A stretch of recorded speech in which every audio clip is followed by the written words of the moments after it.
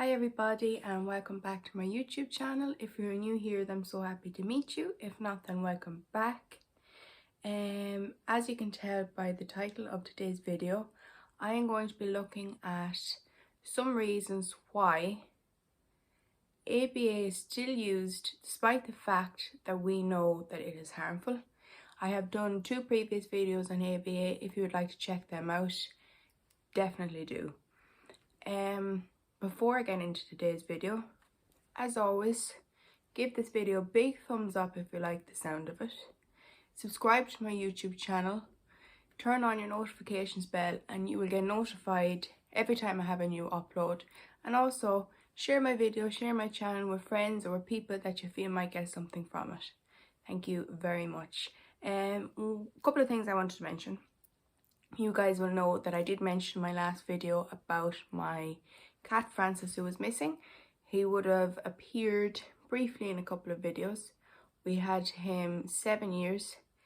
Unfortunately, we did find him, but he had passed away, which was a shock, and it was obviously very upsetting. We are glad that we know, because we would have kept searching and searching and searching and searching undoubtedly. I'd been making posters non-stop, and we're glad that we could bring him home and give him a nice burial somewhere in the garden where he particularly loved, in the sunshine in the summer. But I wanted to update you guys because I know a load of people shared it and had lovely comments and checked in, and that is really appreciated. So I did want to let people know. Unfortunately, a little bit of a sad outcome, and we were obviously very upset. I absolutely love animals, and they definitely become very much part of the family. Francis had a fantastic personality. We do have another cat. We have him almost as long as we have Francis. His name is Peter Pan. He may make an appearance at some point on the channel. It depends. Cats are very independent creatures, so you wouldn't know when he'd appear. But anyway, thank you to everybody who did share and who did send me a message or a comment or anything like that. So thank you very, very much. The second thing I wanted to mention before I go into today's video is just something that I feel some of you out there may benefit from. And it is, I love it. It's a spinning ring, as you can see. I got this a couple of weeks ago. In the company's called Linnet Jewellery. I'll leave their details down below if anybody wants to check them out. I know they had a different two of these spinning rings, and I am probably going to get the second one for the other hand. If you're someone that is like me and like picks at the skin around your nails, this is great for distracting yourself. I love it. I have found it really beneficial.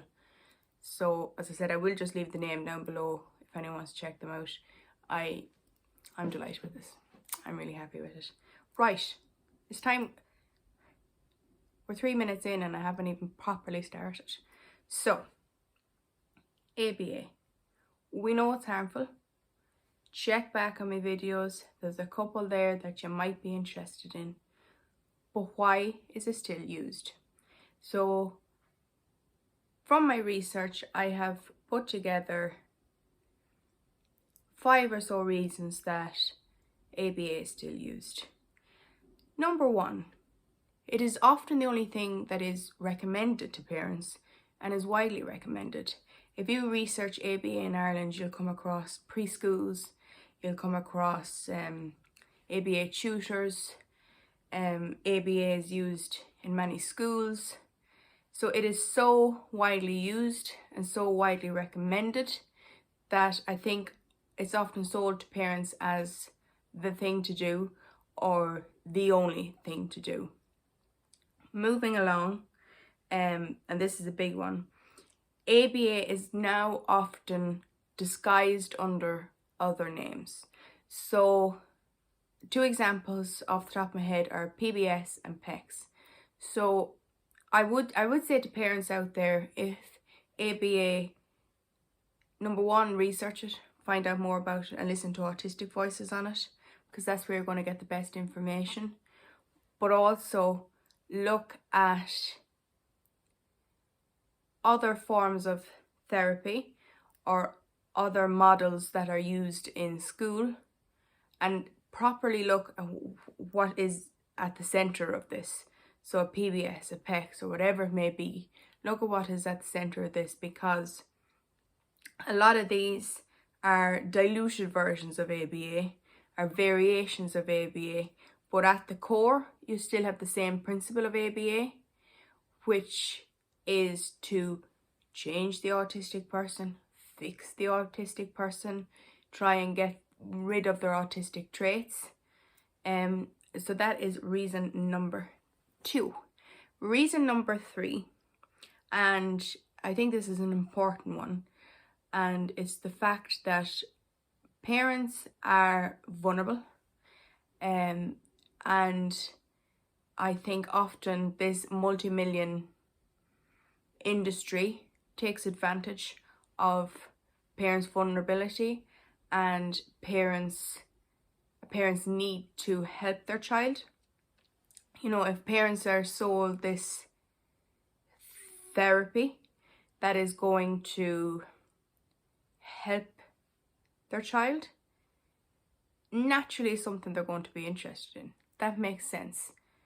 As I've always said to parents, if there's parents watching this, be sure to research. Lots and lots of research. Just because a doctor or a teacher or a therapist says to you, this is what you need to do for your child, does not mean it's what you need to do, and it does not mean it's what's best. But yeah, it is taking advantage of a parent's vulnerability and taking advantage of a parent at a time that is stressful when their child has been diagnosed as autistic, and at a time when I think in many ways parents are thinking about all the things this child can't do rather than all the things the child can do. And this therapy is saying, oh, your child can do exactly what every other child can do if you do this. Which is not true, because autistic children learn in an autistic way. They play an autistic way because they are autistic. Moving along to number 4, and this is to do with society.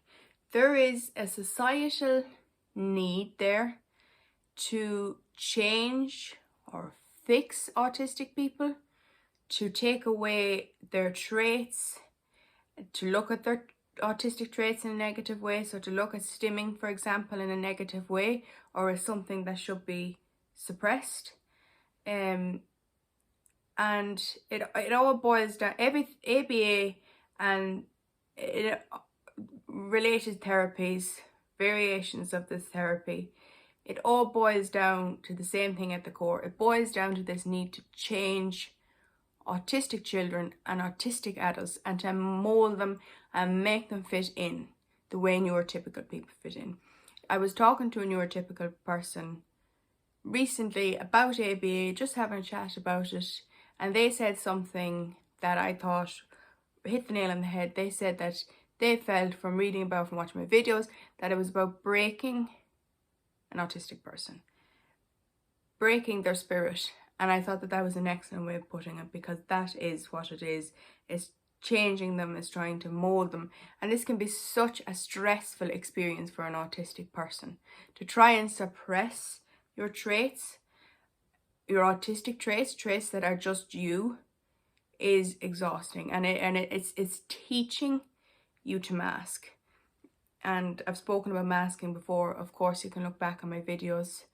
But to briefly explain masking, it's where, in my own words, it's where you look around you and you see what other people are doing and you try to sort of copy that, or you try to hide your autistic traits, and that is really unhealthy for an autistic person.